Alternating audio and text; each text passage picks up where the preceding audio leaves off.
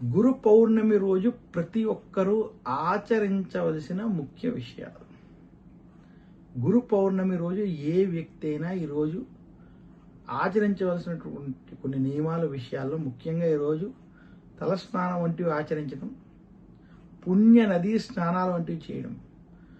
గురు పౌర్ణమి రోజు విశేషంగా ఎవరైతే సాధకులైనటువంటి గురువులు, ఉపదేశం వంటివి ఇచ్చినటువంటి గురువులు ఉంటారో అటువంటి వారిని పూజించడం, అటువంటి వారిని సత్కరించడం, అటువంటి వారి యొక్క ఆశీస్సులు పొందడం వంటివి చేయాలి. అలాగే గురు పౌర్ణమి రోజు వేదవ్యాసుల వారిని స్మరించాలి, పూజించాలి. వేదవ్యాసుల వారు ఇచ్చినటువంటి అష్టాదశ పురాణాల్లో ఏదో ఒక పురాణం చదివేటువంటి ప్రయత్నం చేయాలి. కనీసం విష్ణు సహస్రనామాలు లేదా ఈరోజు భగవద్గీత పారాయణం అత్యంత శుభప్రదం.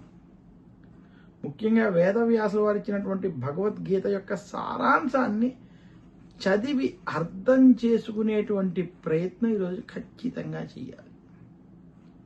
అలాగే మీ యొక్క గురువుల యొక్క ఆశీర్వచనం పొందాలి. అలాగే గురు పూజా విధానం అని ఉంటుంది. ఎవరికైతే శంకరాచార్యులు వారు, మధ్వాచార్యులు వారు వారి యొక్క ఆచార విధానాల ప్రకారం, రామానుజాచార్యులు వారి యొక్క ఆచారం ప్రకారం, వారికి ఉన్నటువంటి విధి విధానాల ప్రకారం వారిని పూజించమని శాస్త్రం చెప్తుంది. అలాగే ఈరోజు ముఖ్యంగా సాధన వంటివి, ధ్యానం వంటివి విశేషంగా చేయాలి.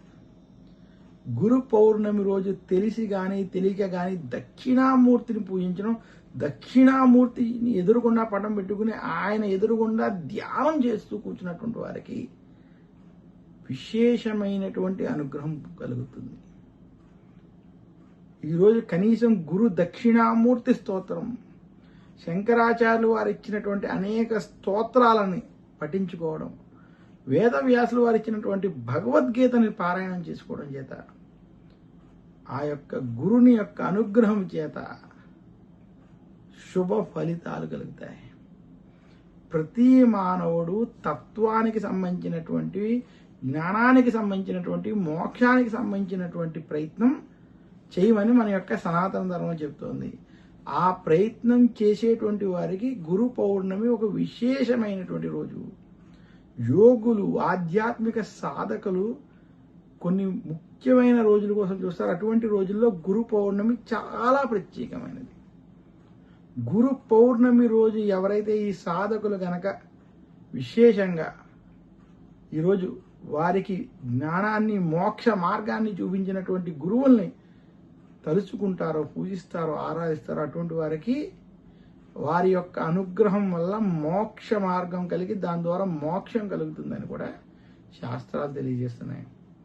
అందువల్ల నారాయణ సమారంభాం శంకరాచార్య మధ్యమాం అస్మదాచార్య పర్యంతం వందే గురు పరంపరాం అని చెప్పుకుంటూ ఆ యొక్క గురువుల్ని మనం స్మరించుకుంటూ, గురు పౌర్ణమి రోజు మనం గురువుల్ని పూజించుకుంటూ, వేదవ్యాసుల వారిని స్మరించుకుంటూ, శంకరాచార్యుల వారిని స్మరించుకుంటూ వారు ఇచ్చినటువంటి ఆ యొక్క జ్ఞానాన్ని మనం అందిపుచ్చుకునేటువంటి ప్రయత్నం చేయాలని తెలియజేస్తున్నాను. నమస్కారం.